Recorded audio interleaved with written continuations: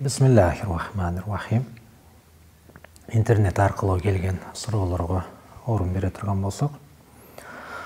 Ассаламу алейкум. Төрөгөндөн кейін 40 күн ораза намаз оқубайбыз билем. Бойынан түшүп қалсачы дейді. Аялдардың бойынан түшүп қалған учурда ал қаралат, жанағы түйілдік.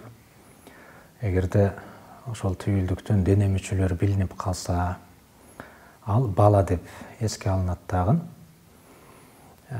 Кадимкидей жанагы төрөттөн кийинки берилген өкүмдөр берилип баштайт. Төрөттөн кийин мисалы жана айтканыңыздай намаз окубай турат эле. Ошол төрөттөн кийинки келген кандан таза болгонго чейин оразада кармабай турат эле. Эгерде түйүлдүктүн дене мүчөлөрү билинип калса, бала деп өкүм берилет дагы. Кадимкидей төрөгөндөй өкүм берилип, төрөттөн кийинки өкүмдөр берилип баштайт. А эгерде жанагы түйүлдүктүн дене мүчөлөрү билинбесе таптакыр, ал бала деп эске алынбайт дагы. Ал намаз окуудан дагы, оразадан дагы, күйөөсү менен жакындык кылуудан дагы тоспойт. Кийинки суроо: Ассаламу алейкум. Шыпыргыны, чачты, пияздын кабыгын өрттөсө болобу? Мен көбүнөн сурадым, ар ким ар кандай жооп, ар кимден ар кандай жооп алдым дейт.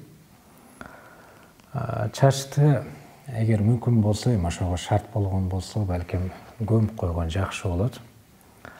Өрттөгөн болсо деле макул, эгер шарт болбогон учурда. Анткени чач бул эгерде аял кишинин чачы боло турган болсо, буга бир аз урмат жасалат. Керек болсо авраттай мамиле кылынат. Аял кишинин дене мүчөсү кандай аврат боло турган болсо, чачына дагы ошондой мамиле жасалат. Ошон үчүн башкаларга көргөзбөстөн көмүп койгону же бекитип койгону же өрттөп койгону дагы макул. Бирок шарт болгон учурда көмүп койгону жакшы болот. Анан шыпыргыны, пияздын кабыгын өрттөсө боло берет. Булар боюнча эчтеме айтылынбаган. Өрттөгөн киши күнөөкөр дагы болбойт. Кийинки маселе: Ассаламу алейкум. Көпчүлүк жаштар Алланы эстеп же сүрөткө түшкөндө сөөмөйүн асманга көргөзүшөт. Ошондо Аллах асмандабы дейт. Негизи Ахлу сунна вал жамаанын этикады боюнча, акыйдасы боюнча Аллах Тааланы асманда деп билбейбиз. Аллах Тааланы асманда деп билүү бул туура жолдогулардын акыйдасы эмес. Туура жолдогулардын акыйдасына таптакыр туура келбейт. Пайгамбарыбыздын, сахабалардын, андан кийинкилердин акыйдасына таптакыр туура келбейт. Анан бул негизи узагыраак, чоңураак бир маселе. Азыраак убакыттын ичинде буну түшүндүрүп коюу кыйын. Балким убакыт болгон болсо, мүмкүнчүлүк болгон болсо, акыйда боюнча сабактарыбыз башталып калса кененирээк түшүндүргөнгө аракет кылабыз. Анан ошентип сөөмөйүн көргөзө берүү дагы жакшы эмес негизи. Китептерибизде келет. Дуа кылганда асманга карап дуа кылган жакшы эмес дейт.